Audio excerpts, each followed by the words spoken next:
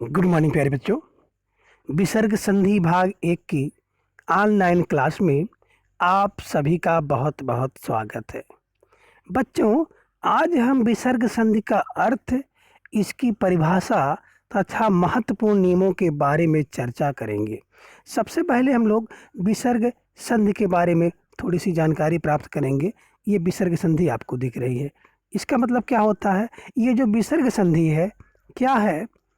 जो संधियाँ होती हैं उसमें आपने पढ़ा है ना, संधि में क्या है? स्वर संधि, व्यंजन संधि और विसर्ग संधि। तो ये जो विसर्ग संधि है, ये संधि के अंतर्गत तीसरी और अंतिम संधि है।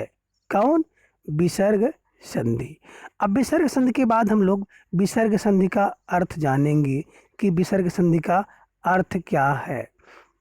देखिए, विसर्ग संधि का अर्थ जानने के क्रम में आपको स्पष्ट होना चाहिए कि विसर्ग के बाद स्वर हो अथवा व्यंजन हो, कौन? स्वर वर्ण आए अथवा व्यंजन वर्ण आए, तो विसर्ग में जो परिवर्तन होता है, जो बदलाव होता है, जो विकार होता है, उसी को हम लोग विसर्ग संधि कहते हैं। अब विसर्ग में बदलाव ही विसर्ग संधि है, उसके बाद चाहे स्वर आए या व्यंजन आए, अर्थात जो परिवर्तन होता है सदैव और सदैव इसी विसर्ग में परिवर्तन होता है। अब विसर्ग की परिभाषा, विसर्ग संधि की परिभाषा भी आप जान लें कि परिभाषा के रूप में अगर कहना पड़े तो आप कैसे समझेंगे कि विसर्ग संधि क्या है। विसर्ग के साथ स्वर अथवा व्यंजन के मेल से जो विसर्ग में परिवर्तन हो उसे ही विसर्ग संधि कहते हैं। क्या कहा इन्होंने? कि विसर्ग के साथ स्वर अथवा व्यंजन के मेल से जो विसर्ग में परिवर्तन हो उसे ही विसर्ग संधि कहते हैं। अब देखिए, विसर्ग क्या है? आप देखते होंगे ना, तो गोला दिखाई होता है या इस गोले को बिंदी कहते हैं, यही क्या है? विसर्ग है। क्लियर? और विसर्ग को आयोगवाह भी कहते हैं। आयोगवाह क्यों कहते हैं? क्योंकि ये आयोग है। किसके साथ आयोग है? व्यंजन के साथ, अर्थात व्यंजन के साथ इसका योग नहीं होता है। किसका? इस विसर्ग का। तो विसर्ग का योग जो होगा वो स्वर के साथ होता है, अर्थात 11 स्वर के साथ ही विसर्ग का योग होता है। और इस विसर्ग के बाद चाहे जो वर्ण आए, चाहे स्वर वर्ण आए, चाहे व्यंजन वर्ण आए, तो कह रहे हैं इसी विसर्ग में परिवर्तन होता है, इसी विसर्ग में बदलाव होता है। अच्छा, अब आगे देखिए कि विसर्ग संधि से कुछ महत्वपूर्ण तथ्य कौन कौन से होते हैं। तो पहला तथ्य होता है कि विसर्ग संधि में सदैव जो परिवर्तन होगा, किसमें होगा? परिवर्तन विसर्ग में ही होता है। जो विसर्ग होते हैं उन्हीं में, जैसे आपको दिख रहा है यहाँ पे, देखिए आप देख सकते हैं विसर्ग है ना, तो इसी विसर्ग में परिवर्तन होता है। दूसरी चीज, विसर्ग जो है सदैव विसर्ग से पूर्व, क्या कह रहे हैं? ये विसर्ग है और विसर्ग से पूर्व क्या होता है? सदैव कोई स्वर होता है। क्या होता है? स्वर होता है। अर्थात ये विसर्ग होगा और विसर्ग के पहले 11 स्वरों में से कोई ना कोई स्वर अवश्य होता है।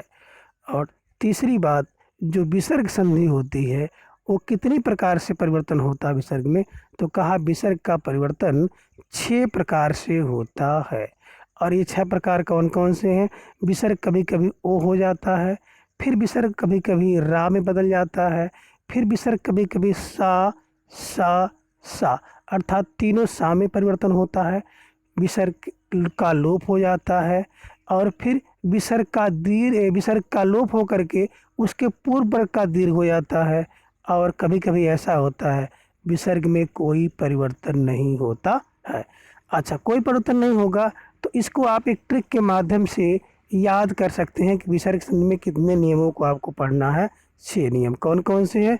ओ रस, ओरस लोदन। क्या है? ओरस लोदन। इस सूत्र को अगर आप याद कर लेंगे तो जो विसर्ग संधि के 6 नियम हैं, सब नियम आपको मिल जाएगा। ओरस लोदन मतलब ओ से क्या होगा? ओ हो जाएगा। किसके स्थान पर? विसर्ग के स्थान पर ओ वर्ण हो जाएगा। दूसरा र, रा में क्या होगा? विसर्ग के स्थान पर रा हो जाएगा। तीसरा क्या है? सा, सा में तीनों सा है ना? कौन सा? तालु वाला, दंत वाला सा और मूर्धा वाला सा, अर्थात तीनों सा संबंधी नियम पढ़ेंगे आप। अगला विसर्ग का लोप हो जाता है। कभी कभी ऐसा भी आता है कि विसर्ग के बाद जो संधि होती है तो विसर्ग का लोप हो जाता है। और दा क्या कह रहे हैं, विसर्ग के पूर्व वाला स्वर का दीर्घ हो जाता है और विसर्ग का लोप हो जाता है। तीसरा है न, नहीं परिवर्तन, अर्थात विसर्ग में कोई परिवर्तन नहीं होता है, विसर्ग का विसर्ग ही रह जाता है। इस प्रकार से आज की क्लास में हम लोगों ने विसर्ग संधि का अर्थ, इसकी परिभाषा और इसके कुछ महत्वपूर्ण नियमों के बारे में जाना। अगली कक्षा में हम लोग विसर्ग संधि से संबंधित कुछ महत्वपूर्ण नियमों के बारे में अध्ययन करेंगे।